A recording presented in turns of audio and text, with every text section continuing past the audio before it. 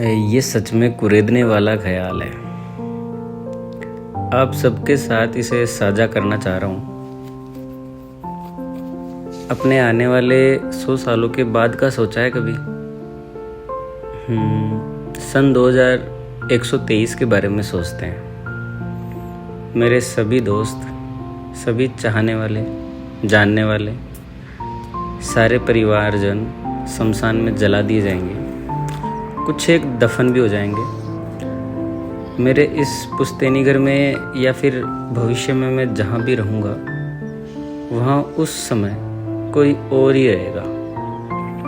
आज जो भी मेरा है उसका मालिक उस समय कोई और होगा। मेरी अधिकांश संपत्ति या तो बेच दी जाएगी या फिर दे दी जाएगी या फेंक दी जाएगी और नष्ट कर दी जाएगी, जिसमें मेरी 293 सीसी की जावा बाइक और 7171 नंबर वाली बोलेरो भी शामिल है, जिन पर मेरे जीवन की बहुत सारी कमाई और बहुत सारा परिश्रम खर्च किया है। उन्हें भी किसी कबाड़ में बेच दिया जाएगा। मेरे उस टाइम के जो वंशज होंगे वो शायद ही जान पाएंगे कि मैं कौन हूँ, ना ही वो मुझे याद रखेंगे। मुझे भी दादा पापा की कहानियों में मेरे गणेश दादा के बाद का कोई याद नहीं है। मैं उनके बारे में रत्ती भर भी नहीं जानता। मरने के बाद कुछ सालों तक मुझे याद तो किया जाएगा और फिर मैं दीवार पर बस एक चित्र बनकर रह जाऊंगा। कुछ सालों या दशकों बाद मेरा इतिहास, तस्वीरें, काम सब कुछ विस्मृति में से गायब हो जाएंगे। मैं किसी की याद भी नहीं रहूँगा।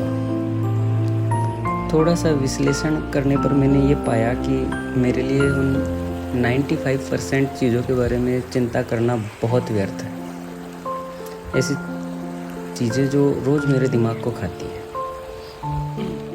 और यहीं से दृष्टिकोण में थोड़ा बदलाव आया। चीज़ों को अब अलग तरीके से करने लगा हूँ। जीवन का आनंद लेने लगा हूँ। थोड़ा अधिक स्वतंत्र महसूस करने लगा हूँ। मैं अब किसी भी ख्याल, विचार के बारे में बस इतना सोचने लगा हूँ कि if it's not going to matter in 5 years, don't spend more than 5 minutes being upset. Be free, be wild, be whatever you want to be, do whatever you want to do. तुम बस इस universe की धूल पर भी उड़ रही धूल हो बस।